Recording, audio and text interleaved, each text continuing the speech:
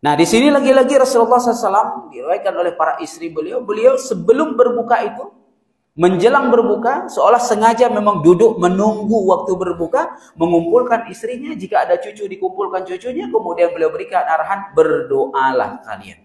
Inilah waktu yang sama seperti sahur, bahwa doa orang-orang yang sedang berpuasa dan menunggu waktu berbuka puasa adalah doa yang sangat mustajabah. Allah menunggu munajat kalian. Mintalah kepada Allah apa yang hendak kalian minta, maka Allah akan kabulkan. Ini waktu untuk berdoa, bukan waktu untuk repot rempong di dapur. Dan di sini kita melihat bagaimana Rasulullah SAW memberikan sebuah metode kesederhanaan yang sangat sederhana sekali, simple, mudah, tidak repot. Menunya cuma korma, air putih, selesai.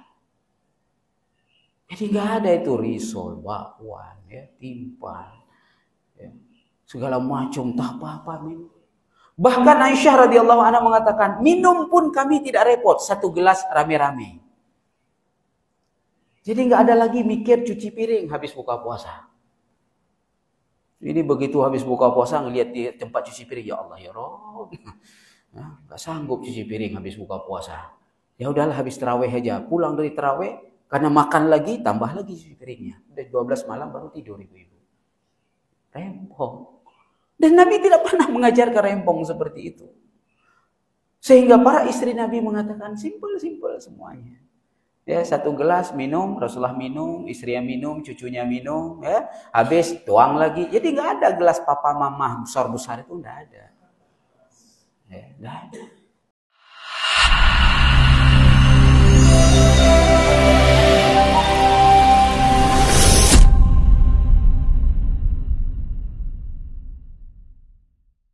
Bismillahirrahmanirrahim. Assalamualaikum warahmatullahi wabarakatuh.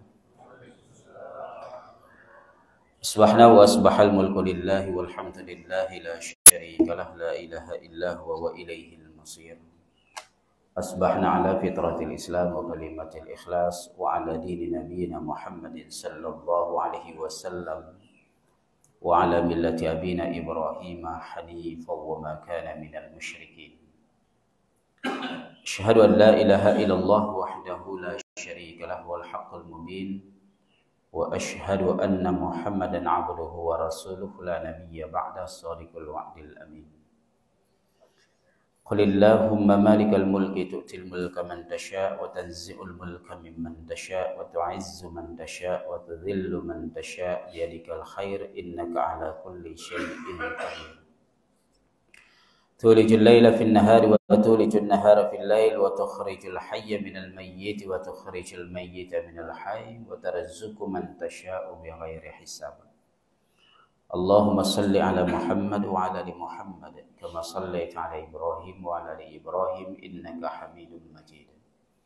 رضيت بالله ربا وبالإسلام دينا وبمحمد صلى الله عليه وسلم نبيا ورسولا.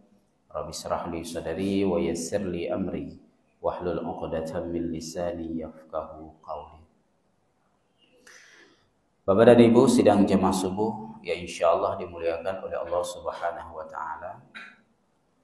Satu ketika Imam Al-Hasan Al-Bisr rahimahullah ditanyakan oleh jamaahnya, "Wahai Imam, telah berulang kali kami melaksanakan ibadah puasa di bulan suci Ramadan dengan berbagai kebaikan yang kami lakukan dan kami sangat bersemangat untuk melakukan ibadah di bulan Ramadan itu.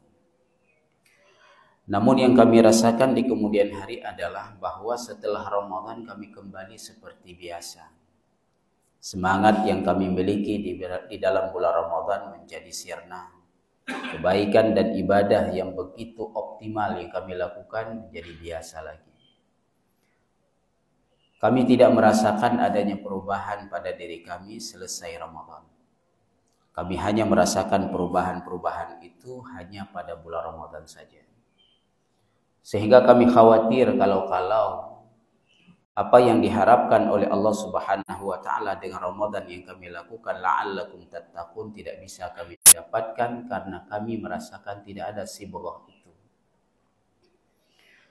Imam Al-Hasan kemudian menjawab, salah satu penyebabnya adalah kalian melalaikan dua hal dari paket ibadah puasa itu, yaitu sahur dan berbuka. Para jamaahnya kemudian menanyakan lagi, wahai Imam, apa yang kau maksudkan kami melalaikan sahur dan berbuka? Maka Imam Al-Hasan panjang lebar kemudian memberikan jawaban. Jemaah insyaallah dimuliakan oleh Allah Subhanahu wa taala.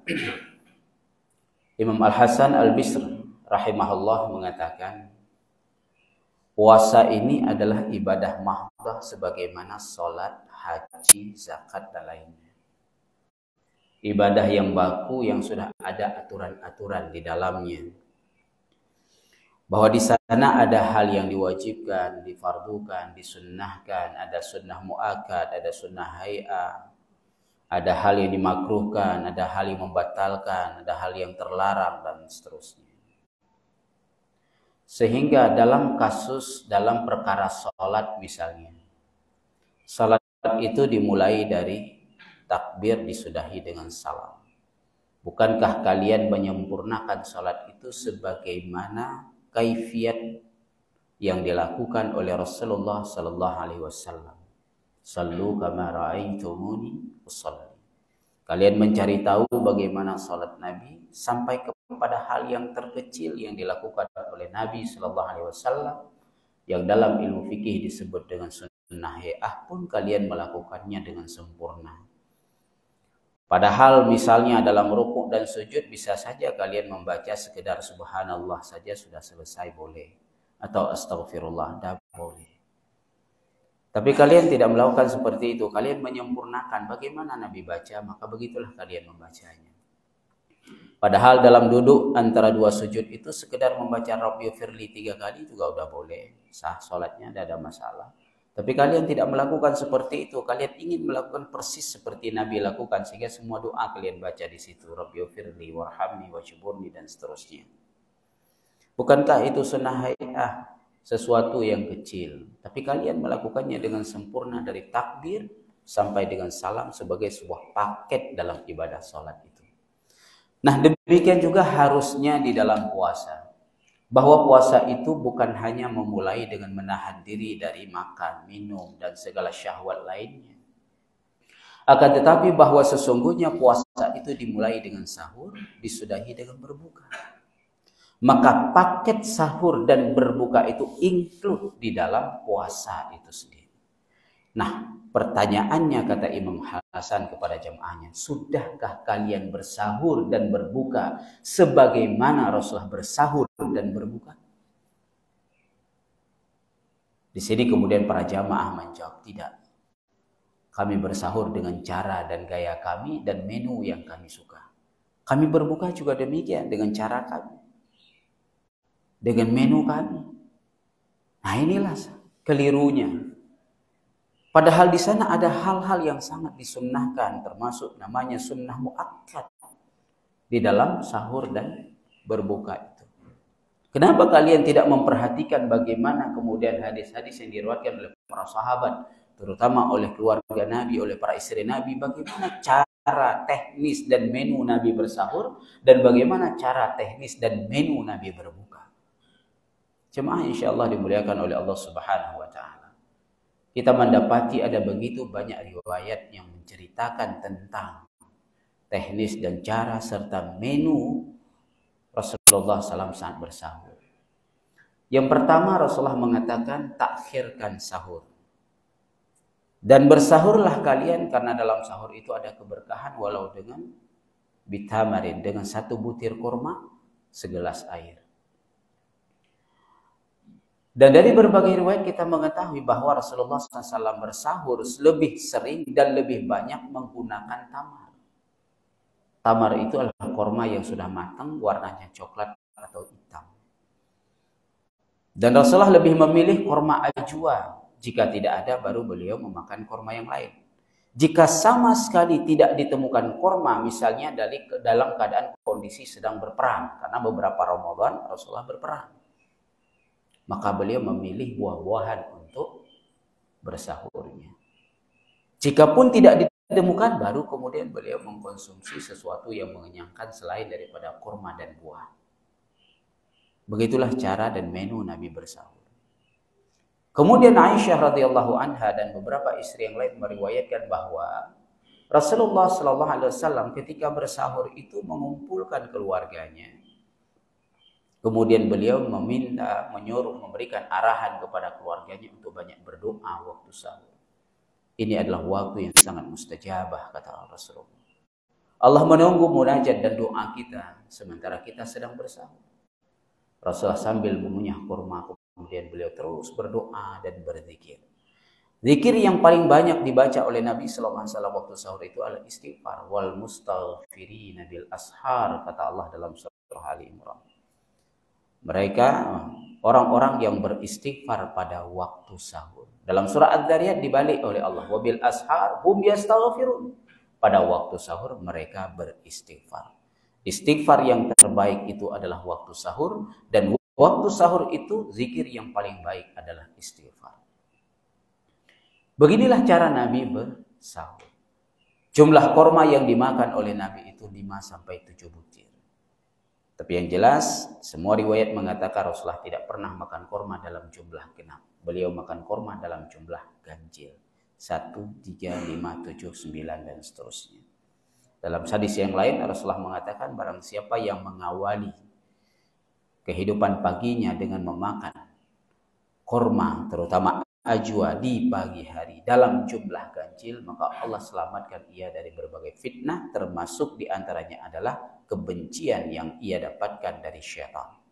Maka berbahagialah ketika kita seharian dibenci oleh syaitan, bukan sebaliknya disenangi oleh syaitan.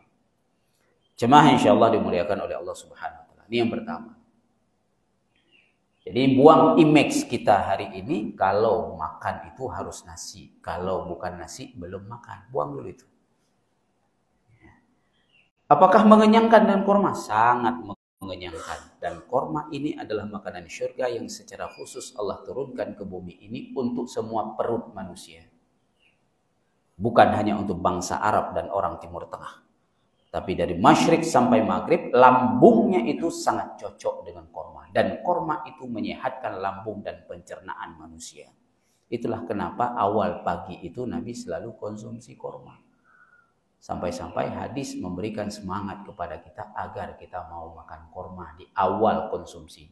Maka kemudian teknik yang dilakukan kepada bayi pun itu lebih diutamakan dengan korma. Tahnikkan anak-anakmu di umur 7 hari sebelum dia mengkonsumsi makanan selain daripada ASI dengan korma. Tempelkan di langit-langit mulutnya. Jika kalian tidak menemukan korma, baru kemudian dengan madu. Jadi madu itu pilihan kedua setelah korma. Jadi tidak ada teknik itu di blender 44 macam buah dijadikan satu kemudian dicolok dalam mulut anak. Tidak ada itu. Ya. Teknik dengan telur, tidak ada itu.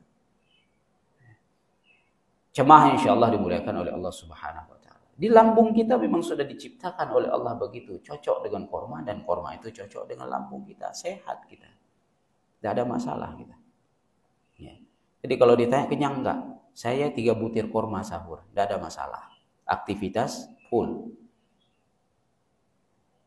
Jemaah insyaallah dimuliakan oleh Allah Subhanahu wa taala. Nah, bagaimana dengan berbuka? Nah, ini paket yang harus kita pahami dari ibadah puasa itu, dari sahur sampai buka. Kalau sholat dari takbir sampai salam. Ya, supaya kita tidak lalai. Dan ini sunnah-sunnah muakkad semua ini. Berbuka. Segerakan berbuka ketika sudah masuk waktu, jangan ditunda. Dan berbukalah dengan korma. Nah, kalau sahur tadi ada pilihan. Lebih banyak Nabi makan tamar, kalau tidak ditemukan, bukan pilihan ya. Kalau tidak ditemukan baru buah, kalau tidak ditemukan baru yang lain.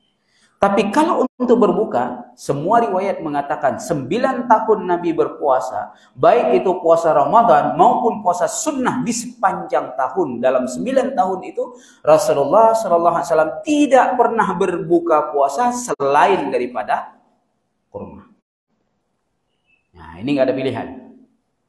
Dan ini sunnah muakkad, mazhab 4 mengatakan begitu. paling disunnahkan berbuka puasa itu dengan kurma karena tidak pernah Nabi menggantinya. Nah, pilihannya apa? Ketika ada rutab, Nabi lebih memilih rutab daripada tamar. Rutab itu adalah kurma yang belum matang, warnanya merah atau kuning. Itu rutab namanya. Biasanya di musim buah kurma, Rasulullah buka puasa dengan rutab. Musim kurma itu dimulai dari Mei. Pertengahan Mei, Juni, Juli, akhir Juli itu puncak kurma. Agustus, September itu puncak-puncaknya. Oktober mulai di penghujungnya, November selesai, tidak ada lagi buah kurma. Dulu nggak ada kulkas, nggak bisa disimpan. November, Desember, Januari, Februari, Maret, April itu bukan musim kurma. Maka di bulan-bulan yang bukan musim kurma, Rasulullah berbuka puasa dengan tamar. Tapi di musim kurma, Rasulullah berbuka dengan rutab. Yang jelas, Rasulullah tidak pernah berbuka selain dengan kurma. Dan teknis cara Nabi berbuka, beliau tidak mendahulukan minum saat berbuka, tapi yang dimasukkan terlebih dahulu dalam mulutnya saat berbuka itu adalah kurma. Jadi keliru kalau minum dulu. Masuk dulu kurmanya 1 butir, baru kemudian minum, lanjutkan 2 butir. Dan Rasulullah SAW selalu berbuka puasa bukan hanya judul kurma, tapi dalam jumlah hanya 3 butir. Nah, di sini lagi-lagi Rasulullah SAW diriwayatkan oleh para istri beliau sebelum berbuka itu, menjelang berbuka, seolah sengaja memang duduk menunggu waktu berbuka, mengumpulkan istrinya, jika ada cucu dikumpulkan cucunya, kemudian beliau berikan arahan, berdoalah kalian. Inilah waktu yang sama seperti sahur, bahwa doa orang-orang yang sedang berpuasa dan menunggu waktu berbuka puasa adalah doa yang sangat mustajabah. Allah menunggu munajat kalian. Mintalah kepada Allah apa yang hendak kalian minta, maka Allah akan kabulkan. Ini waktu untuk berdoa, bukan waktu untuk repot rempong di dapur. Dan di sini kita melihat bagaimana Rasulullah SAW memberikan sebuah metode kesederhanaan yang sangat sederhana sekali, simple, mudah, tidak repot. Menunya cuma kurma, air putih, selesai. Jadi nggak ada itu risol, bakwan, ya, timpan, ya, segala macam, tak apa-apa minum. Bahkan Aisyah radhiyallahu anha mengatakan, minum pun kami tidak repot, 1 gelas rame-rame. Jadi nggak ada lagi mikir cuci piring habis buka puasa. Ini begitu habis buka puasa ngelihat di tempat cuci piring, ya Allah ya Rob, nggak sanggup cuci piring habis buka puasa. Ya udahlah habis tarawih aja, pulang dari tarawih. Karena makan lagi, tambah lagi cuci piringnya. Udah 12 malam baru tidur ibu-ibu. Rempong. Dan Nabi tidak pernah mengajarkan rempong seperti itu. Sehingga para istri Nabi mengatakan simple-simple semuanya.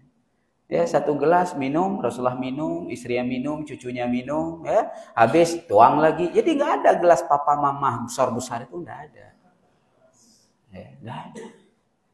Ya. Belum lagi menu airnya sampai 3 macam. Ada es teler, es cendol, es campur, tak apa-apa. Tidak ada.